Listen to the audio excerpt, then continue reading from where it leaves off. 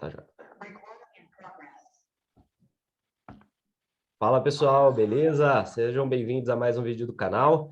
Hoje eu estou aqui com uma presença muito especial da doutora Vivian para a gente falar sobre os direitos do assessor de investimentos. Por que que esse tema é tão importante, né? Como eu sempre falo aqui no canal, o assessor de investimentos, ele é sócio, ele entra como sócio de escritórios de investimentos. No começo ele é um sócio minoritário com uma participação bem pequena, mas ao longo do tempo é a ideia e representa um sucesso, na maioria das vezes, para o assessor de investimentos, ele ir crescendo dentro dessa sociedade de agentes autônomos de investimentos. Porém, a partir do momento que ele entra na sociedade de forma mais expressiva, muitas vezes usando o seu dinheiro para comprar umas cotas, ele tem uma série de direitos e deveres que podem ou não serem respeitados pelo escritório.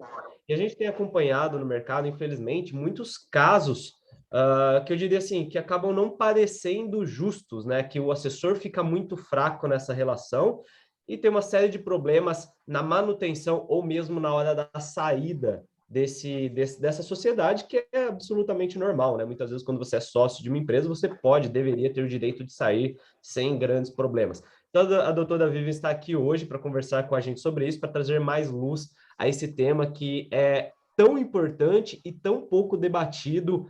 Não tem nenhum debate por parte dos escritórios, por parte das corretoras, então estou aqui junto com a ajuda da doutora Vivian, tentando trazer uma luz a esse tema. Doutora, muito obrigado pela participação. Quiser se apresentar, por favor. Eu que agradeço, Bruno. E desde já queria te parabenizar pelo canal. É super importante falar desses assuntos para os agentes autônomos de investimento, para os escritórios de investimento. E eu fiquei muito feliz com o seu convite. Eu espero responder as perguntas, responder as demandas que vêm surgindo aí nesse mercado que está em alta, em crescimento. E tenho certeza que a nossa conversa de hoje vai ser muito produtiva. Já tem um tempinho que eu venho acompanhando alguns casos, alguns processos e negociações extrajudiciais dentro dos escritórios com os agentes autônomos e, de fato, Bacana. esse debate ele precisa de ser aprimorado e colocado nas redes, colocado no YouTube, para que as pessoas tenham acesso a essa informação e para que elas consigam empreender da maneira correta, empreender respeitando os direitos de todos e, com isso, crescer ao longo do tempo. Mas fiquei muito feliz com o seu convite e, desde já, me coloco à disposição de todo mundo para responder as perguntas e para que vocês possam compreender, de fato, um pouquinho do direito societário dos agentes autônomos de investimento. Bacana. Que também são direitos societários que eu imagino que são de todos, né? Não só São dos de agentes autônomos todos, de investimentos, exatamente. mas por algum motivo no mercado de agente autônomo, algumas empresas não estão respeitando esses direitos. Para a gente começar o Exatamente. debate, se você puder explicar, doutora, a gente queria entender assim, o que é o acordo de sócios, como ele funciona, por que ele existe, se você pudesse explicar primeiro, porque eu acho que muitos assinam esses contratos sem não entendendo Sem exatamente o que é. Porque, veja Uhum. bem, muitos profissionais, eles vêm, às vezes, de um regime de CLT, que eles estão acostumados somente ali com a Uhum. CLT, ou então, muita gente, às vezes, é o primeiro emprego. Então, eles chegam lá no escritório, ou vem de um modelo que não tinha nenhum tipo de contrato, às vezes assina e nem lê aquele contrato, né? Tem Nem muitos lei, profissionais, muitas exatamente. pessoas no Brasil não leem o contrato, simplesmente assinam achando que é isso mesmo, essas são as regras, acham que as regras às vezes são iguais em todo lugar e nem lê. Você pode explicar um pouquinho melhor o que é esse contrato de sócio, como funciona? Vou sim, Bruno. Então, primeiro de tudo, primeiro ponto, né, esclarecer que o contrato, o acordo de sócios, ele é diferente do contrato social. O contrato social é o documento que constitui, né, aquela empresa. Então, lá vão ter algumas cláusulas básicas de constituição da empresa para fins de receita estadual, receita federal, enfim, temas um pouco mais clássicos. Então, o acordo de sócios é um documento que vai complementar o contrato social e ele tem sido utilizado como um documento que vai dirimir os conflitos entre os sócios. Então, o contrato social não responde, normalmente as pessoas olham para o acordo de sócios. E o que tem que ficar muito claro aqui é que o acordo de sócios ele tem uma natureza contratual, uma natureza de manifestação de vontade. Então, todas as cláusulas que estão no acordo de sócios, elas são uma manifestação de vontade uma coisa, que, né, deveres que as partes assumiram e elas aceitam e outorgam. Então, na falta do contrato social, olha o acordo de sócios, que tem uma natureza contratual. Então, tudo que está lá, em tese, o assessor de investimentos, ele tem que concordar. Por quê? Porque se ele não concordar, como que ele vai assinar? E aqui existe o detalhe. O contrato social é um vínculo de CNPJ, vamos colocar assim, uma empresa, né? Os deveres da empresa. O acordo de sócios vincula o CPF. Então, a pessoa que pretende ingressar numa sociedade que ela tem um acordo de sócios, ela tem que ler. E aí, tem que ler, concordar e assinar, ou não assinar, porque ninguém é obrigado a assinar alguma coisa que não concorda. Exato. E aí, existe o detalhe, porque a gente sabe que alguns escritórios pressionam os assessores para que eles assinem. E aí é onde o direito está tomando conta, está começando a chegar, alguns processos judiciais também, porque tem muita gente assinando sem ler e tem muita gente assinando sem concordar. E é muito delicado, né? Eu sempre gosto de comparar com um contrato de compra e venda. Alguém compra ou vende alguma coisa que não quer? Não. Então, a natureza contratual de um contrato de compra e venda e de um acordo de sócios é a mesma. É uma manifestação de vontade, um acordo ali bilateral entre as partes que elas aceitaram. Então, o ponto principal tem que ser lido, tem que ser questionado. E se a pessoa não concorda, não assina. E se ter dentro ali do escritório aquela pressão, com quem que ela pode conversar internamente naquele escritório para responder as perguntas? E um outro detalhe aqui também, né? Já está entrando aí na parte das dicas. Existe uma pessoa responsável dentro do escritório para conectar ali as partes? Como que vai ser essa dinâmica? Então, eu acho que o primeiro ponto aqui é entender que é uma manifestação de vontade, entender que é um acordo contratual e entender que ninguém é obrigado a nada. Ninguém é obrigado, inclusive, a entrar na sociedade. Quem dirá assinar um acordo de sócios?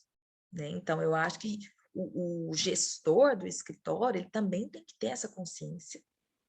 E ele tem que falar, o discurso dele tem que ser de acordo com o acordo de sócios, porque eu também já presenciei momentos em que o gestor diz algo e o acordo de sócios não está nas mesmas palavras que ele falou. E isso é muito preocupante, porque para o direito que serve é o que você assinou. Né?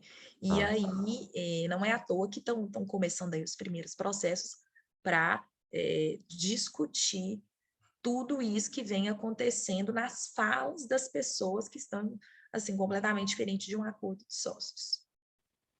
Perfeito. E só explicando para o pessoal que às vezes é novo, tá? Alguns dos problemas que estão acontecendo, mas assim, de forma geral, a gente vê no mercado, e pessoal, esse mercado, estou completando agora meus 6 anos dentro desse mercado, e ele evoluiu de uma forma muito esquisita, né?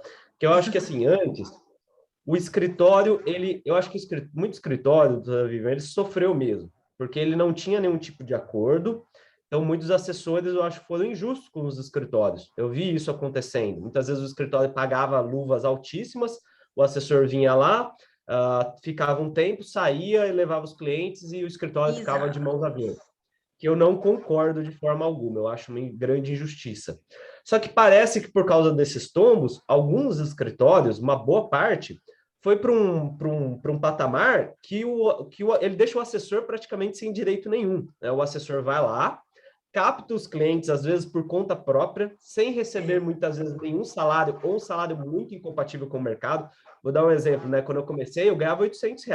R$800 não é um salário compatível. Eu tinha um cargo parecido que eu iria assumir no Bradesco, que era R$3.500. Então, assim, é um salário que não é compatível com o mercado na maioria das vezes.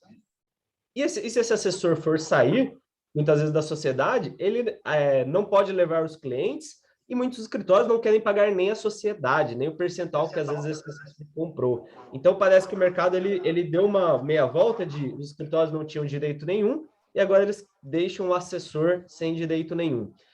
Você comentou, né, sobre os contratos de sócio que não tem nenhuma obrigatoriedade ali de serem assinados, mas como que eu não sei como que eu chamo, se eu chamo de judiciário, se eu chamo de Uhum. os advogados, no seu termo correto, mas como que vocês entendem essa questão de as partes que estão conversando nesse acordo de sócios, elas não têm a mesma força.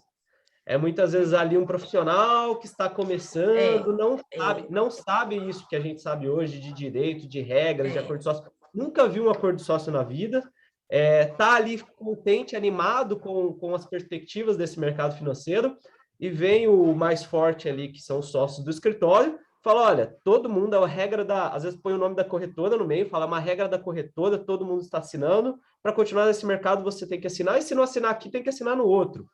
Como que vocês entendem isso? Porque É, são poderes muito não equivalentes, né?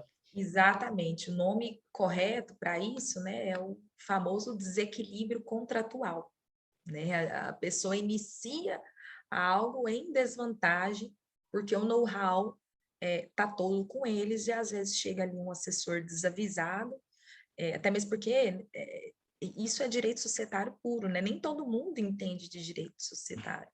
E é muito difícil encontrar alguém que de fato entenda. Mas é extremamente delicado. Há um desequilíbrio, na maioria das vezes, né? Existe um desequilíbrio contratual. Não existe hoje uma resposta única, uma jurisprudência que a gente fala, né? Jurisprudência é um conjunto de decisões que apontam para o mesmo sentido. Hoje não existe uma jurisprudência que a gente fala assim, nossa, é isso. A cláusula de não concorrência ela vai ser invalidada. Isso não existe ainda. Os casos estão começando agora, muitos ainda não tiveram nenhuma solução até então, estão em grau de, tem recursos tem outros trâmites, mas o principal, Bruno, do que você falou aí, é que a questão dos agentes autônomos é a seguinte pergunta: de quem é o cliente? O cliente ele é da corretora? O cliente ele é do assessor? Ou ele é do escritório de investimentos? Uma Essa ótima pergunta. pergunta muda todo, toda a visão do processo. E venho acompanhando alguns também. No fim das contas, a discussão de concorrência, de eu quero sair, eu quero ficar, a discussão é essa, de quem é o cliente. E aqui você tem uma resposta da CVM que diz que o cliente ele não é de ninguém. Não existe essa discussão para a regulação da CVM. O cliente é de quem ele quiser. Se o cliente hoje está com o código da Vivia e amanhã ele quer passar para o código do Bloom, sabe-se lá o motivo, o cliente faz o que ele quer. E já tivemos algumas decisões nesse sentido. Foi de um banco contra uma corretora, tendo em vista os agentes autônomos que saíram do banco e foram para a corretora. E o judiciário se pronunciou, e junto com o CVM, né? O cliente ele é livre. E aqui a gente tem diversos processos, outros processos judiciais, que o pessoal está brigando pelo cliente, que aí é onde entra a cláusula de não concorrência. Então, é delicado, sim, essa questão, e, como você mesmo falou, ninguém é obrigado a empreender, ninguém é obrigado a assinar. Então, Exato. o que nos resta, aqui eu não estou nem falando de judiciário, o que nos resta é o bom senso. O bom senso do escritório ao entrar, né? Você está ingressando na sociedade. Se você virou um empresário, a pessoa tem que sair da visão de, eu estou trabalhando para uma corretora, eu estou trabalhando para isso. Ele é um empresário. Então, ele tem que ler o que está sendo colocado para ele. E se algo for imposto, que pergunte. Eu realmente tenho, porque é um acordo de sócios. A vinculação é do CPF da pessoa. Agora, na realidade e por baixo dos panos, os acordos de sócios não estão sendo acordo de sócios, estão sendo acordo de escritórios. E aí, o Exato. acordo de sócio ele perde a finalidade, porque o acordo de sócios ele foi feito para os sócios e para diminuir conflito entre os sócios. E, na realidade, o que tem sido feito? Acordos de escritórios para resolver problemas de escritórios. Então, assim, Exato. falta o bom senso ainda, mas é como você falou, esse mercado está em ascensão, ele está em crescimento, e ele está em crescimento não só do número de agentes, mas do próprio direito, de um direito societário, que está tendo que inovar para conseguir responder às demandas até então nunca vistas, igual essa demanda de quem é o cliente. Isso tem sido falado agora. E aí, quem Exato, vai decidir de quem é o cliente? O cliente, primeira ponta, pode existir essa discussão de quem que é o cliente, porque o cliente é livre. Então, eu exato. fico imaginando um cliente vendo um processo na jurisprudência e falar assim, gente, estão discutindo o meu dinheiro? Estão discutindo o rebate? Eu sou de quem eu quiser. Inclusive, se eu quiser tirar o dinheiro e voltar para o banco, ele pode voltar para o banco. Então, Aham, assim, sim, é tudo muito novo e não há nenhum grande problema com isso. Por quê? Aumenta o número de pessoas, se aumenta o número de problemas. Se aumenta o exato. número de problemas, se aumenta a quantidade de casos que vão ser levados para o judiciário. Agora, também tem o detalhe que tem que ser falado. O judiciário, a gente tem uma formação básica, né, em direito, nós não aprendemos direito do mercado de valores mobiliários, nós não tivemos direito do mercado financeiro. Então, o que acontece é, o Bruno tem um problema, ele tem uma opinião, a Vivian tem outro problema, ela tem outra opinião. E aí, eu convido um juiz para decidir uma coisa que não conhece o Bruno, não conhece a Vivian e não conhece o problema. Aham. Então, a gente também não pode falar que o judiciário vai ser a solução de tudo nessa vida. Porque, às vezes, e eu sou dessa opinião, a negociação extrajudicial ela é mais efetiva, porque são pessoas decidindo os problemas. E são É, pessoas que têm conhecimento, né? eu passei, né, por uma decisão extrajudicial recentemente, né, justamente com uma saída do escritório, e realmente acho que é o melhor caminho, o advogado me auxiliou e realmente acredito que é o melhor caminho para ambas as partes. Mas eu queria fazer até uma pergunta, assim, sobre a questão que mais me incomodou, me incomoda nesse meio todo, e aí, se puder responder com base em outras Uhum, empresas. Como pode um escritório o qual o sócio minoritário comprou uma participação, como pode o escritório não querer pagar, não querer devolver esse valor investido pelo sócio? Isso, em alguma, uhum. tem alguma chance dos escritórios ganharem isso? Como que funciona? Porque, para mim, parece totalmente absurdo, né? Um sócio vai lá, ele compra, por exemplo, gasta R$ 150.000 comprando um pedaço do escritório, daqui 5 anos ele vai sair e o escritório, a gente vai te pagar R$ 100. Como fica essa questão? E depois eu vou dar minha opinião sobre isso, porque esse cenário, por mais que o escritório esteja achando que ele está saindo em vantagem nesse tipo de situação, eu acho que é péssimo para o assessor e, na minha visão, é péssimo para o escritório também. Péssimo para Depois o eu já falo escritório, por porque quê. fica a reputação, né? E a reputação. Como que ele vai vender a sociedade para os outros sócios agora? Como que ele vai manter aquela sociedade se as pessoas vão pensar, poxa, mas o assessor X, quando foi sair, não recebeu nada. Então, para mim, isso é uma Exato. péssima jogada dos escritórios. Acaba com o assessor, muitas vezes financeiramente, e para mim o escritório, né, vai ter grandes problemas no futuro, porque se eu Exato. sou um assessor que fico e vejo uma situação dessa, eu já vou começando a mexer meus pauzinhos para sair fora o quanto antes, né? Mas, enfim, como que funciona esse tipo de questão, doutora? Essa é mais uma questão difícil de ser respondida, mas que tem que ser colocada na mesa, né, para todo mundo. E aqui eu faço a seguinte reflexão, né? Todo mundo aqui entende de mercado financeiro, mercado de capitais. Se eu compro hoje uma ação da Petrobras a R$ 30 e decido vender semana que vem, será que eu vou ter meus R$ 30 de volta? A essência da renda variável é isso. E assim como as ações, as cotas da sociedade, elas também têm ela é renda variável. Eu não sei quanto vale aquela empresa, da participação que eu comprei, eu não sei quanto ela vai valer daqui 1 mês, 2 meses, sabe-se lá. Então, a discussão aqui é sobre qual é o valor patrimonial daquela cota e quanto a empresa, e qual é o critério de valuation que a empresa inseriu no acordo de sócios para avaliar aquela empresa e para pagar a saída do Bruno, que tem 0,01% daquela empresa. Então, tem essa discussão de quanto vale aquela empresa, quanto que os sócios majoritários inseriram no contrato social para falar do valuation daquela cota para fins de saída. Isso é um ponto do direito societário. Outro ponto é a gente entender o modelo de negócio do agente autônomo e compreender que esse é um modelo de entra e sai. Hoje o Bruno entrou, amanhã ele quer sair, semana que vem ele quer mudar de corretora, e tem que permitir um maior dinamismo. E, mais uma vez, a questão do bom senso.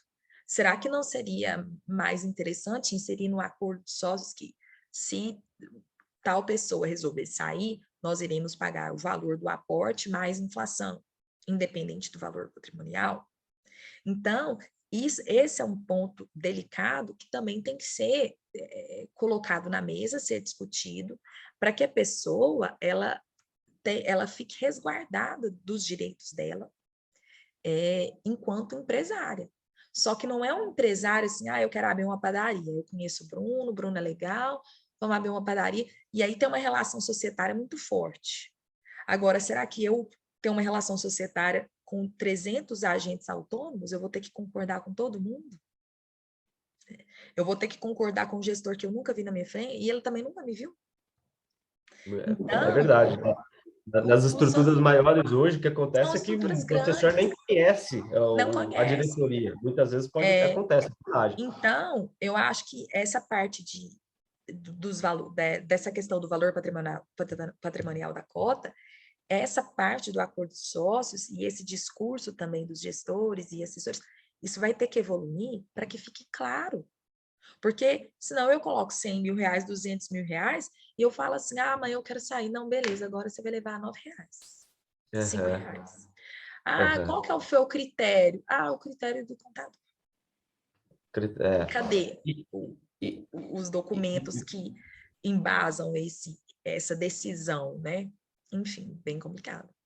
Voltando no ponto que você estava comentando anteriormente, doutor, eu acho que os escritórios deveriam enxergar isso como um ponto positivo para eles, porque às vezes eles não enxergam, eu já percebi, mas um dos motivos, às vezes, do assessor não querer crescer na sociedade, não se empenhar tanto, não vestir a camisa como muitos escritórios querem, é porque justamente ele tem dúvidas do que vai acontecer se ele mudar de opinião, quiser sair do mercado, quiser ir para outro concorrente. Porque, gente, é a coisa mais normal do mundo. Isso acontece em todos os mercados. Exatamente. Acontece, você sai de um banco e vai para outro, advogados saem de um escritório e vão para outro. E é normal.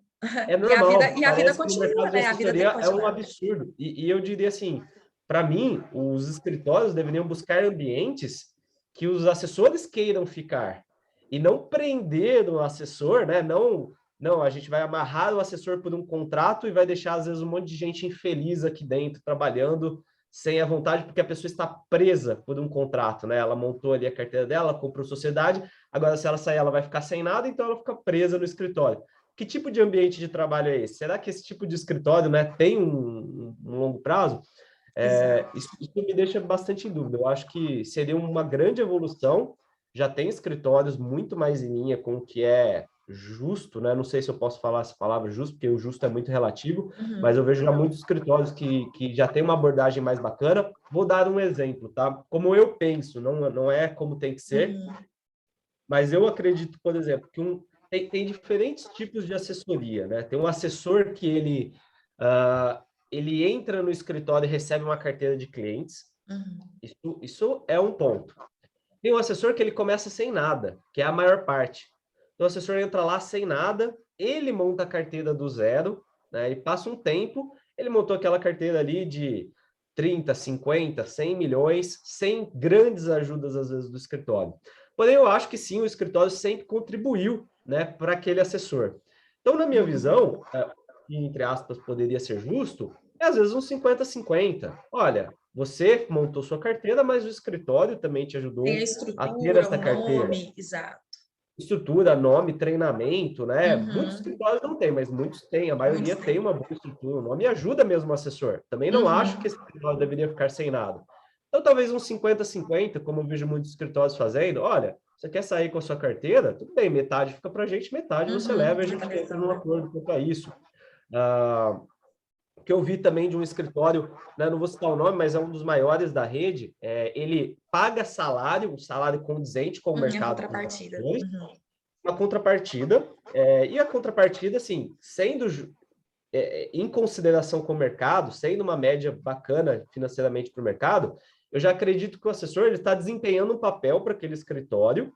Então, nesse caso, quando o assessor sai, visto que ele recebeu um salário durante todo o tempo, mais a bonificação da receita, os clientes ficam para o escritório. Esse assessor tem um compete de 1 ano, só que ele continua recebendo um percentual da receita passada dele durante 1 ano. Exato. Que é a famosa contrapartida, né? Na minha opinião, queria que você discorresse sobre isso também, mas eu acho que contrapartida é uma excelente maneira de resolver ou minimizar esse tipo de problema societário. O que você acha? Será que é o caminho mais justo? Como que você enxerga, doutora? Eu acho que é, com certeza, o caminho mais correto, né? Até mesmo porque a cláusula de não concorrência, a essência dela é fazer com que o agente não concorra com o escritório, né? Concorrência. Agora, eu também já vi cláusulas de não concorrência que ultrapassam muito a concorrência e invalidam a profissão do sujeito. Não estou nem falando da agente autônomo. Porque uma coisa é você falar assim, olha, Bruno, você, pelo fato de você ter assinado a cláusula de não concorrência, você não vai concorrer com a gente, como agente autônomo. Porque a sociedade ela é simples, com objeto único, exercício de atividade de autônomo. O que é a concorrência? Exercício de atividade. Agora, eu já vi coisas assim, olha, você não pode ser gestor, você não pode ser consultor, você não pode mexer no mercado financeiro. Então, assim, às vezes a pessoa reestruturou a vida dela todo dia, ela largou engenharia, ela largou economia, ela largou o escritório de advocacia para mexer com o mercado. Ela se apaixonou pelo mercado, ela se reestruturou, a família dela já sabe, ela só vai... E aí, sem você não tá... Aí a questão não é nem concorrência, é livre iniciativa, você está invalidando a pessoa.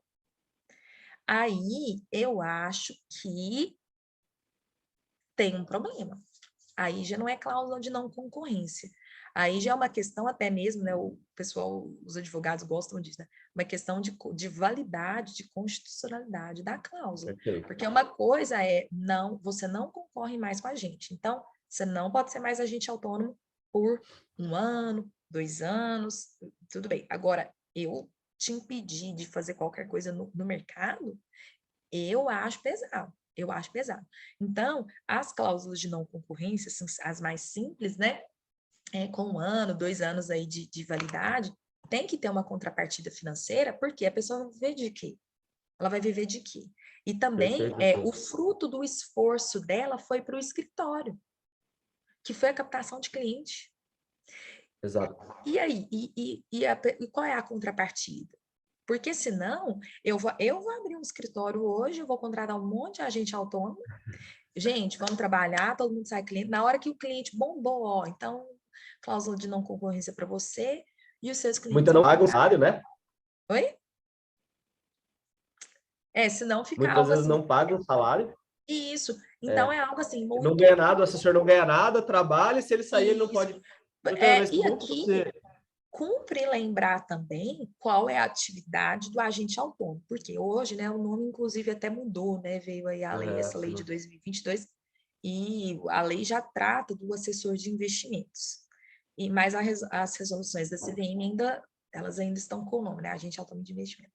Mas cumpre lembrar que a atividade de agente autônomo não é assessoria financeira nem assessoria de investimentos. É orientar clientes, transmitir, prospectar, captar, orientar e transmitir ordens. É essa atividade da agente autônomo. Ele não presta um serviço alheio, uma consultoria, né, o pessoal gosta de uma perfumaria. Então, se eu inviabilizo ele de prospectar, de orientar, de transmitir, você está invalidando a atividade dele. Então, tem que ter uma contrapartida. Eu não estou falando assim, olha, você não pode prospectar, ou então você não pode orientar. Eu estou falando que ele não pode fazer nada disso. Aí você inviabilizou a atividade dele. Eu até havia me esquecido disso, mas me foi proposto, né, há 3 anos atrás, mais ou menos, um contrato justamente nesse sentido, em que era um contrato com validade de 10 anos, em que eu, após assinado, eu não poderia ser gerente de banco, eu não poderia ser consultor, eu não poderia desempenhar nenhuma atividade no mercado financeiro, sendo que eu sou economista, eu tenho CFP, minha vida é Exatamente. mercado financeiro, eu não sei fazer outra coisa, né? Exatamente. É Assim, isso que é o para ponto, algumas né? pessoas pode não importar. E tinha ali sócios que não ligavam tanto, porque talvez a pessoa a longo prazo ela não quisesse e depois as pessoas saíram realmente. Acho que a longo prazo ela não queria estar ali. Mas para uma pessoa que formou toda a vida para trabalhar no mercado financeiro, você excluir ela de trabalhar nesse mercado sem contrapartida nenhuma. Pensando ainda que na época eu estava, vamos falar assim, eu estava começando a ganhar bem, eu não tinha uma grande reserva de emergência, eu não tinha, era meu primeiro trabalho, né, Uhum. formal na vida. Como que você impede um profissional desse de não trabalhar mais na área financeira? Não, É assustador. E digo é mais, e assustador. dou a dica aí, né, se tiver algum gestor de escritório assistindo, porque isso me deixou com o pé atrás para sempre. Sabe? Exatamente. Isso me fez começar a pensar, poxa, será que aqui é o melhor lugar? Porque continuaram pressões para assinar esse tipo de cláusula e eu comecei a ficar sempre descontente ali com aquela situação, porque eu falei, poxa, Exato. eu estava super contente com o escritório, com a estrutura, mas eu falei, olha, eu não posso entrar em Exato. assinar um contrato que me impede de desempenhar a única coisa que eu sei fazer. Então, É chega a ser exatamente isso, assustador esse né? tipo de situação, e vou reforçar uma coisa que você falou no começo, assessores, vocês não são obrigados a assinar esse tipo de contrato. Tem muita oportunidade de escritório hoje, muitas oportunidades. Só que no meu prédio deve ter uns 10 escritórios de agentes autônomos. Então, assim, não, eu vejo muitos assessores, doutora Vivian, em grandes regiões, em grandes capitais, que se acham presos naquele escritório, acham que, sabe, parece que eles não têm oportunidade. E, pessoal, tem muita oportunidade, muitas oportunidades em diferentes escritórios, ninguém é obrigado a assinar nada, falo isso para os assessores e para os gestores, falo, poxa, pensem melhor no tipo de contrato que O vocês estão tipo de oferecendo, contrato é isso. que vocês podem estar afastando os melhores profissionais do mercado. Isso. Né? E também correndo um risco de imagem muito sério. Porque imagine um escritório que as pessoas comentam e aí um vira na mesa e fala, não, esse aí não compensa entrar não, porque É a os famosa gestores lá rádio vão... peão, né? E, É, e a gente e o fala, os mercado... gestores não falam, mas essa É, conversa fica ali e o no cafezinho mercado... sempre. A gente pensa que o mercado é muito grande, mas existem hoje cerca de, salvo engano, 19 mil assessores de investimento. Se a gente compara com o Exato. número de brasileiros no mundo, vamos colocar, né, no Brasil, números de a nossa população não é tanta gente assim. O mercado financeiro eles conhecem, né? As pessoas conhecem umas às outras. Sim, Então é de conhece. fato muito delicado. E aqui, Bruno, é o seguinte: é, o único capaz, a única pessoa capaz de limitar o exercício de atividades é a CVM enquanto órgão regulador. Então, quando o agente autônomo ele faz a prova da Ancor e ele pega a autorização da CVM para o exercício de atividade, a CVM, na mesma hora que ela autoriza, ela limita, porque ela limita quem não tem a Ancor e ela autoriza quem tem a Ancor. Perfeito. Agora, autorizado, o que o escritório faz? Ele retorna antes da CVM e fala assim, olha, você não pode mais. Exato, exato. Então, e por que disso? Porque a pessoa assinou uma cláusula de não compete que ela negociou o livre compete dela. E isso Uhum. é permitido pela legislação brasileira. A legislação brasileira, ela não fala assim, a cláusula de não concorrência é inválida. Não, a cláusula de não concorrência, ela é válida. Mas Uhum. não é porque ela é válida que o escritório, que a CVM assinou um cheque em branco para o escritório, ou corretoras, ou até mesmo o acordo assinou um cheque em branco e fala assim, olha, toma aqui a cláusula de concorrência, você faz o que você quiser. Não, tem um bom senso. Até mesmo, a respeito da lei, ainda não existe uma lei que fala, olha, o máximo permitido é tantos anos. Mas, de acordo com a jurisprudência atual e jornadas de direito civil, porque isso é direito contratual, isso é direito das obrigações, o máximo assim que a gente aceita é 5 anos, é o prazo de 5 anos. Mas Uhum. não existe uma lei específica ali que vai limitar. Agora, quando a CVM permite o agente autônomo a exercer uma atividade regulada no Brasil, por meio da autorização, e vem um escritório e devolve o status quo da pessoa, no sentido de ele ter autorização, mas ele não pode atuar, ao meu ver, enquanto na visão aqui da CVM, é muito delicado, porque a autorização vem do órgão regulador. E aí você Exato. coloca com o agente autônomo, ele não pode fazer nada, enfim, os escritórios viraram órgãos reguladores, para autorizar e desautorizar, muito delicado. Então, assim, se a cláusula de concorrência tivesse aí no mercado com, entre aspas, né, justiça, com bom senso, contrapartida financeira, isso é uma situação. Agora, o que tem acontecido? Cláusulas de não concorrência, cláusulas de não pode fazer nada, tem que ficar em casa, não pode nem ligar o computador e falar sobre mercado financeiro, junto com inexistência de contrapartida financeira e um conjunto, uma série de outros deveres, ao meu ver, é delicado, é delicado. E não é à toa que existem, óbvio, processos judiciais discutindo a validade dessas cláusulas, porque é permitido pela legislação, mas não é cheque em branco para fazer o que bem entender e, às vezes, complicar a vida financeira de um agente autônomo de investimento que foi contratado para ajudar a vida financeira de outras pessoas. Perfeito. Entendeu? Perfeito. Bem delicado. E para a gente, não sei se você quer pôr mais algum ponto, né? Se quiser, fique à vontade, mas para a gente, acho que ir finalizando aqui, o agente autônomo ou mesmo o escritório que queira escrever um contrato melhor formulado, eles podem te procurar, você recomenda que converse com você, com o advogado, faça sua propaganda aí, por favor, doutor. Está ajudando bastante a rede aqui com esse vídeo. Engraçado Então, que ó, a OAB também é uma pessoa, né? É também um órgão que libera a gente para o exercício de atividade, né? Então, assim como a gente autônomo tem ANCOR e autorização, a gente também tem o OAB para liberar a gente da atividade. A OAB não certo. nos permite fazer propagandas, né?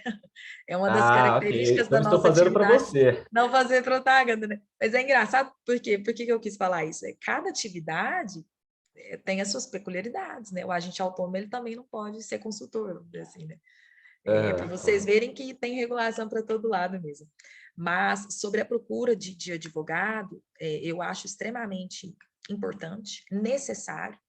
E por quê? Porque falar sobre o agente autônomo hoje é falar sobre um direito societário que não tem em livros e está começando agora no judiciário. Como eu falei lá no início, não é nós dois a gente se juntar para abrir uma padaria em que eu te conheço, você me conhece, a gente confia.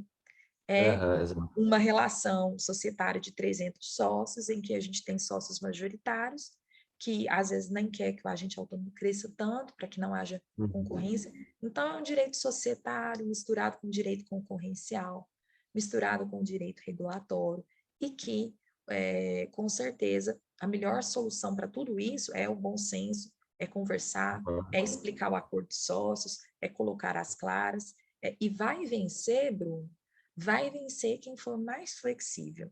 Porque quem não é Exato. flexível nesse mercado, no caso aqui dos escritórios, eles vão perder clientes, eles vão perder agentes autônomos e estão correndo risco aí de ter uma imagem muito ruim para outros escritórios e também para os próprios agentes autônomos e clientes. Então, eu acho que a presença assim, do advogado é necessária, tanto em negociação extrajudicial, para que seja feita da maneira correta, quanto para ver se vale a pena uma discussão judicial ou não. Alguns casos, de fato, a única solução é ingressar no judiciário, outros casos, a gente já vê que não vale tanto a pena assim, e manter o compliance alinhado, também com o advogado ou contador, manter um compliance alinhado, uma equipe técnica que vai responder esses 300 sócios, para que eles não saiam, entendeu? E para que o acordo de sócios seja cumprido.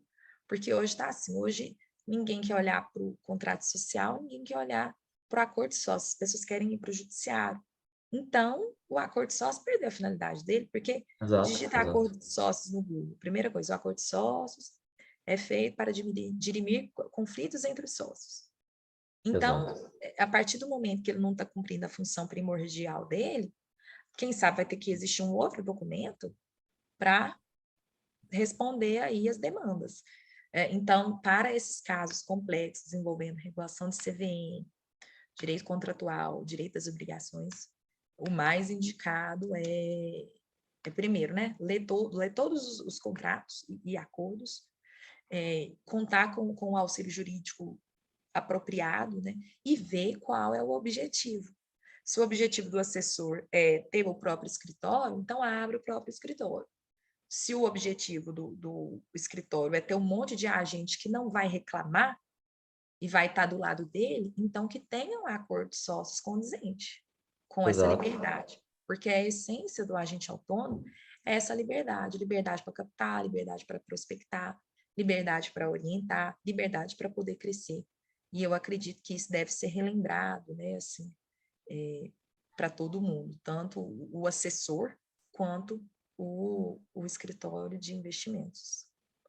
Perfeito, doutora. Bom, você não pode fazer a sua propaganda aqui porque a OAB proíbe, mas eu estou livre para falar, eu acho, né? Então, minha opinião, gente, eu já falo sempre aqui, vocês, a partir do momento que vocês estão entrando nesse mercado, se tornando agentes autônomos, a cabeça tem que ser de empresário. Para mim, todo empresário tem que ter um advogado bom de confiança e um contador bom de confiança. Isso é Com certeza. obrigatório. Não é um dinheiro que vocês deveriam economizar, porque quando a gente entra nas questões contratuais, societárias, se você não estiver bem avisado, bem orientado, você vai perder muito dinheiro lá na frente. Quanto maior o seu sucesso, eu diria assim, quanto maior o seu sucesso, mais dinheiro você vai perder se você não estiver bem Não orientado estiver na assessor. área, na parte de contábil e na parte jurídica. Então, quem quiser, né, entre em contato comigo, eu passo o contato da doutora Vivian, tanto assessores como escritórios, eu acho que tem que estarem muito bem embasados para assinar qualquer contrato, para formular Uhum. qualquer contrato. Doutora, obrigado mais uma vez pela Eu participação que aqui, foi um agradeço. debate muito lúcido, muito bacana. Espero que a gente converse mais sobre esse Com tema. certeza. Eu sou otimista, eu acho que a gente está tendo vários problemas agora no mercado, mas eu acredito que ambas as Acrescenta partes vão evoluindo chegar em também. consenso. Eu acho que vai chegar em um consenso do que é o Vai. mais justo e em algum momento a gente vai, pelo menos, ou não sei se ter menos problemas, porque o mercado está É. crescendo, mas pelo menos problemas menos absurdos, né? Problemas Uhum. mais resolvíveis extrajudicialmente. Então, Uhum. muito obrigado pela participação novamente e todos estão convidados aqui para entrar nesse debate também. Beleza, Bruno, muito obrigada. Espero que tenham outros debates, espero que venham muitas perguntas e tenho certeza, esse é o futuro do mercado. E cada vez mais a gente vai ver inovações na legislação também para resolver esses problemas. E aqui fica o aviso final, né? Cuidado ao negociarem o compete de vocês, né? A cláusula de não compete é para negociar a livre iniciativa e livre concorrência de vocês. Então, eu desejo sucesso a todos, bons negócios e muito cuidado com os acordos, com os contratos, mas a essência da atividade de vocês é a liberdade. Então, que sejam todos livres para captar e crescer cada vez mais no mercado financeiro. Isso aí, obrigado, pessoal. Obrigada, pessoal. Tchauzinho.